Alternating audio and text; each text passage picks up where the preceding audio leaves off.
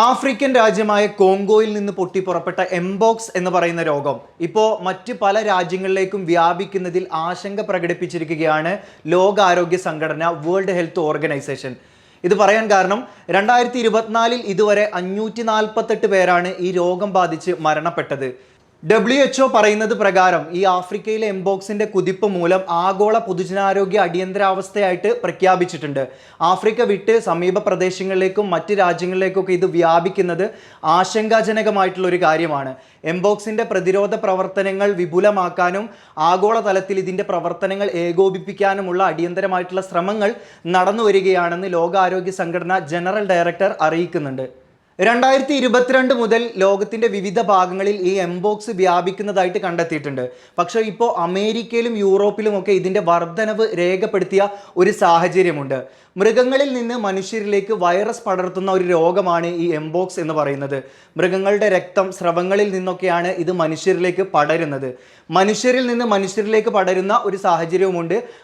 നല്ലോണം അടുത്തിടപഴകുക, മനുഷ്യ സ്രവങ്ങൾ മറ്റൊരു മനുഷ്യരിലേക്ക് പോവുക തുടങ്ങിയ സാഹചര്യങ്ങളിലാണ് ഇത് മനുഷ്യനിൽ നിന്ന് മനുഷ്യരിലേക്ക് പടരുക. വസൂരിയുടെ ലക്ഷണങ്ങളുമായിട്ട് ഇതിന് സാമ്യമുള്ളതായിട്ട് പഠനങ്ങൾ കണ്ടെത്തിയിട്ടുണ്ട്. പ്രധാനമായിട്ടും വിവിധ ഇനം കുരങ്ങുകൾ, എലികൾ, അണ്ണാൻ തുടങ്ങിയവയിലൊക്കെ ഈ വൈറസ് ഉള്ളതായിട്ട് കണ്ടെത്തിയിട്ടുണ്ട്. അപ്പോൾ ഈ എംബോക്സ്, മങ്കി പോക്സിന്റെ വ്യാപനത്തിൽ ലോകാരോഗ്യ സംഘടന ആശങ്ക പ്രകടിപ്പിച്ച ഒരു സാഹചര്യത്തിൽ ലോകം ജാഗ്രതയോടെ എംബോക്സിനെ ഇപ്പോൾ വീക്ഷിക്കുകയാണ്. 19 വയസ്സ് മാത്രം പ്രായമുള്ള പറക്കും പയ്യനായിട്ടുള്ള യഥാൻ ഗുവോയെ കുറിച്ച് നമ്മൾ അറിഞ്ഞിരിക്കേണ്ട ഒരു കാര്യമുണ്ട്. ഈ യുവ ഏഷ്യൻ അമേരിക്കൻ പയ്യൻ തൻ്റെ പൈലറ്റ് വ്യോമയാനത്തോടുള്ള ഇഷ്ടത്തെ ഒരു മഹത്തായ ലക്ഷ്യമാക്കി മാറ്റാൻ വേണ്ടി പോവുകയാണ്. 17ാമത്തെ വയസ്സിൽ സ്വകാര്യ വിമാന പൈലറ്റ് ലൈസൻസ് എടുക്കുകയും ചെറിയ വിമാനത്തിൽ 7 ഭൂഖണ്ഡങ്ങൾ ഒറ്റയ്ക്ക് യാത്ര ചെയ്ത് പൂർത്തിയാക്കുന്നു എന്ന റെക്കോർഡാണ് ഗുവോ സ്ഥാപിക്കാൻ പോകുന്നത്. അത് മാത്രമല്ല, തൻ്റെ ഈ യാത്ര ക്യാൻസറിനെതിരെ, കുട്ടികളിലും യുവാക്കളിലുമൊക്കെ ക്യാൻസർ പിടിപെടുന്നതിനെതിരെയുള്ള ഒരു ബോധവൽക്കരണം കൂടിയാണ് എന്നാണ് ഗുവോ പറഞ്ഞു വെക്കുന്നത്. സ്വിറ്റ്സർലൻഡിലെ ജനീവയിൽ നിന്ന് പറന്നുയർന്ന് 150 ദിവസങ്ങൾ കൊണ്ട് 60 രാജ്യങ്ങൾ കവർ ചെയ്യാൻ പോവുകയാണ് ഗുവോ. ഓഗസ്റ്റ് 19 താൻ ദുബായിൽ എത്തുകയാണ്. ഇപ്പോൾ ഗുവോ ഉള്ളത് സൗദിയിലാണ്. അതിനുശേഷം ഖത്തർ, ദുബായിൽ ഓഗസ്റ്റ് 19 എത്തും. അപ്പോൾ ഈ കുട്ടികളിലൊക്കെ പടർന്നു പിടിക്കുന്ന ക്യാൻസർ രോഗം, അതിൻ്റെ ബോധവൽക്കരണവും പ്രതിരോധ പ്രവർത്തനങ്ങളുടെയൊക്കെ ആവശ്യകത എത്രത്തോളം ഉണ്ട് എന്ന് പറയുന്നതോടൊപ്പം തന്നെ $10 ലക്ഷം സമാഹരിക്കുക കൂടി ചെയ്യുന്നുണ്ട് ഗുവോ. അതിന് കാരണമുണ്ട്. 18 വയസ്സുള്ള തൻ്റെ കസിന് ബ്ലഡ് ക്യാൻസർ പിടിക്കുന്ന ഒരു സാഹചര്യത്തിലാണ് ഗുവോ ഈ യാത്രക്ക് ഇറങ്ങി പുറപ്പെടുന്നത്. ആദ്യം വീട്ടിൽ നിന്ന് എതിർപ്പ് പ്രകടിപ്പിച്ചിട്ടുണ്ടായിരുന്നു. പിന്നീട് മകൻ്റെ ഉദ്ദേശ ലക്ഷ്യം വളരെ നല്ലതായതുകൊണ്ട്, ലോകത്തിന് തന്നെ ഒരു മാതൃകയാവുന്ന കാര്യം കൊണ്ട് ഗുവോയുടെ മാതാപിതാക്കൾ സമ്മതിക്കുകയായിരുന്നു. ഇപ്പോഴിതാ ഒരുപാട് രാജ്യങ്ങൾ താണ്ടി ഓഗസ്റ്റ് 19 ഗുവോ ദുബായിൽ ഇറങ്ങും.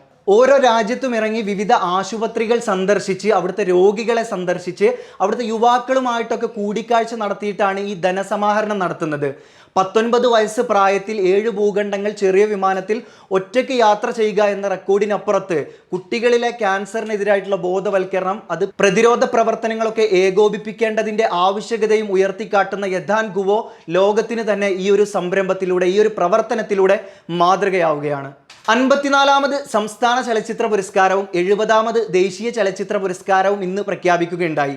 എന്തെങ്കിലും വിവാദങ്ങൾ ഉണ്ടായോ? ആരെങ്കിലും ജൂറി തഴഞ്ഞു എന്ന രീതിയിലുള്ള വാർത്തകൾ ഉണ്ടായോ? എന്നിരുന്നാലും നാഷണൽ അവാർഡിൽ 2022 സെൻസറിങ് കഴിഞ്ഞ ചിത്രങ്ങളിൽ നാഷണൽ അവാർഡിൽ മലയാള സിനിമ ഗംഭീര നേട്ടമാണ് സ്വന്തമാക്കിയത്. 2022 ഇന്ത്യയിലെ തന്നെ മികച്ച ചിത്രമായിട്ട് മലയാള സിനിമയായ ആട്ടം തെരഞ്ഞെടുത്തു.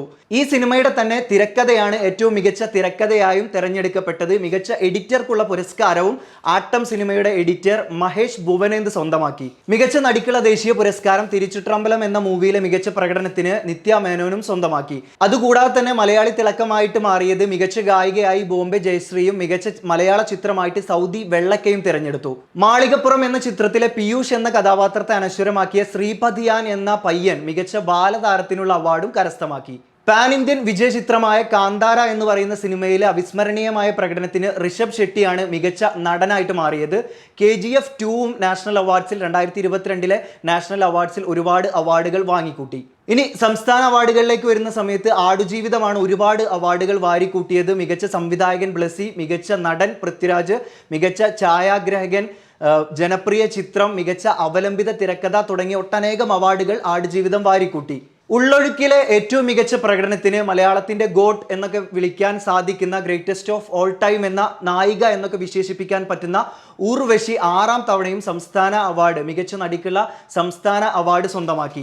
തടവ് എന്ന ചിത്രത്തിലെ മികച്ച പ്രകടനത്തിന് ബീന ചന്ദ്രനും മികച്ച നടിയായി തിരഞ്ഞെടുക്കപ്പെട്ടു.